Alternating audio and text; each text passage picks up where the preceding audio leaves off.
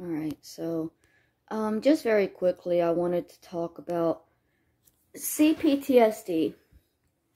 It says here in the science behind trauma, abuse, neglect, exposure to violence, lack of attachment, and other adverse childhood experiences affect the structure and chemistry of the brain and can stunt its natural growth and maturation.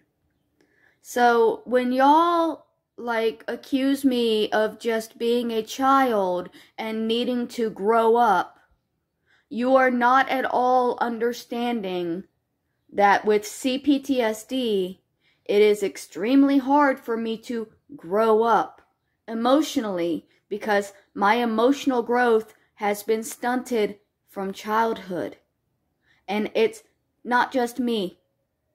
Anybody in my family that you'll speak to has a very low emotional IQ because we've all suffered so much that we never grew to maturity mentally.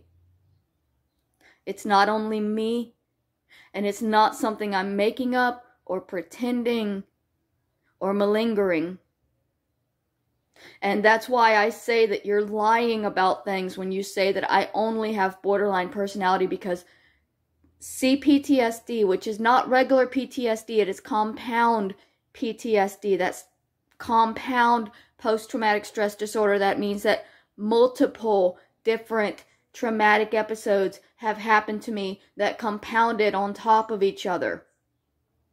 Because it seems to never stop. After childhood was the abusive marriage. After the abusive marriage was the murder. After the murder was a couple of years of drugs and alcohol because I was lost. That was my rock bottom. Y'all are going to talk to my cousin, and he's going to tell you that I stole money from my grandmother, I stole drugs from my grandmother, and I smoked weed that I blew out the window in my bedroom. And all of that is true.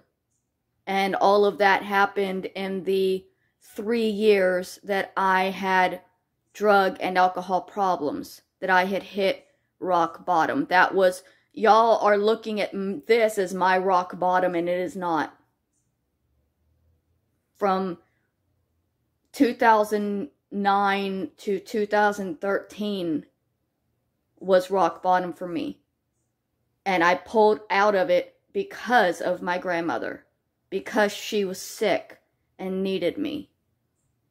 That's why I stopped doing the drugs that I was on.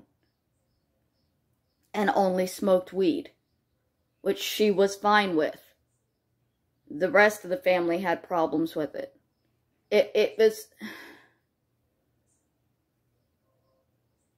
And it's not because I desperately need weed. It's because I need something. I am suffering so badly that I need something. You know what? I watched a video just a few minutes ago that talks about this. It's not this one. Sorry, Brandon.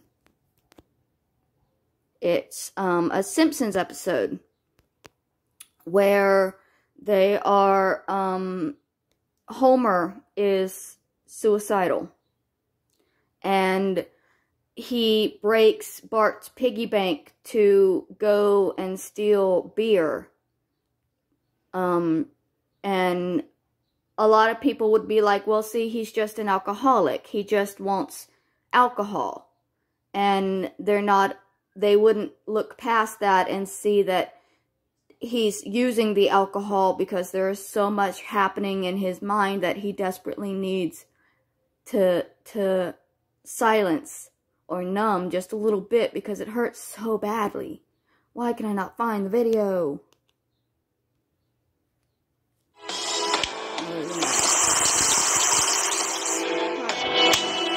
downloaded Smile for American Dad, and it has mini games that are like that are really cool. Okay. Let me just get to the part where he talks about optimism he needs. I don't want to steal his whole video, but it's a very good video if anybody wants to go. It's a very good video if anybody wants to go back and watch it. But I don't want to steal his whole video. I just want to steal a little little part of it where he talks about him like stealing from his son and it not being because he needs alcohol, but because he needs something. Something. My something at this point is marijuana. And it used to be opioids and alcohol. It used to be harder than it is. Okay, so let's see where's this at. And they can, but since he himself doesn't believe in his worth, it doesn't really do anything. He looks for alcohol to cure his pain, but obviously that won't do him any favors. In those moments where we are depressed, we often forget that our unhealthy addictions ultimately make the depression worse. We then try to justify their existence by claiming they serve as temporary ways to ease the pain. But the truth remains that our unhealthy addictions don't ease the pain long term, and they never will.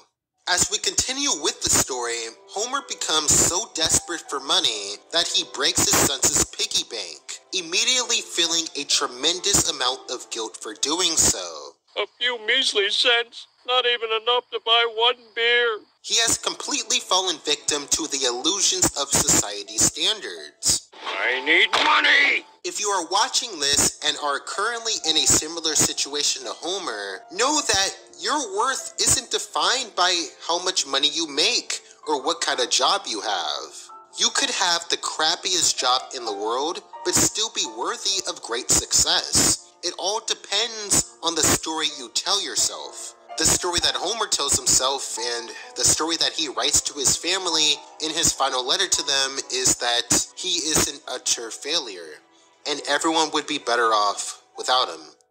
I think you can guess what happens next. Okay, so, yeah, and I'm aware that the marijuana I use is not, I'm aware that it's not healthy, but it's also all I have at this moment to keep me going.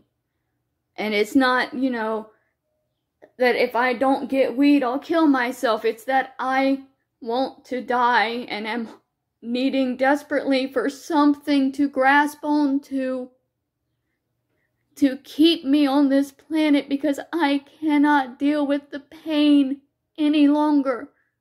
And I have absolutely no love and support from anybody to give me any reason to try.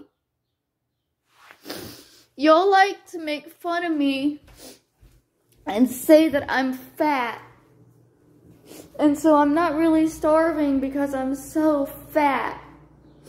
But you're only seeing the top half of me, and the bottom half has been shrinking for months. Let me show you.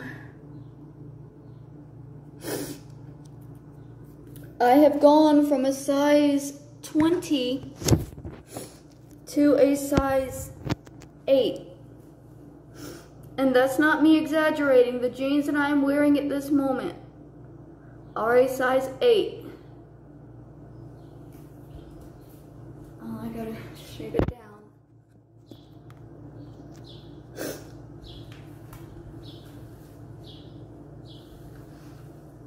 Okay? I'm trying to stand on my tiptoes so I can actually show my fucking waist.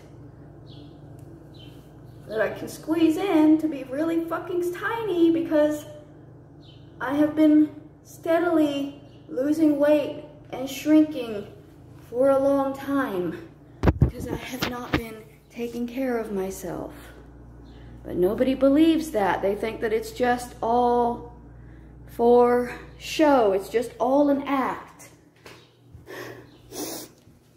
It's not an act. I'm literally starving to death. I go back and forth from allowing myself to eat and taking it away again and giving myself unhealthy things to stop the hunger, knowing that it's not going to do me any good because I'm not gaining any nutrients from it. And I know that's not helpful either, but it's all I know. All I know is to hurt myself. All I know is to be hurt. And know, actually there's something I read on Google that talked about that too.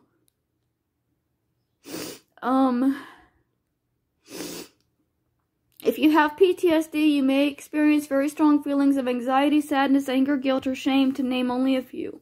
When you feel several of these PTSD emotions in quick succession, it can be hard to know what you're feeling. This is for children, but I'm not a child anymore, but it's still, you know, children who have experienced complex trauma often have difficulty identifying, expressing, and managing emotions, and may have limited language for feeling states. They often internalize or externalize stress reactions. As a result, may experience significant depression, anxiety, or rage. The internalization of the stress and the internalization of the pain is why I hurt myself. It's why I feel like I deserve to hurt. It's all internalized.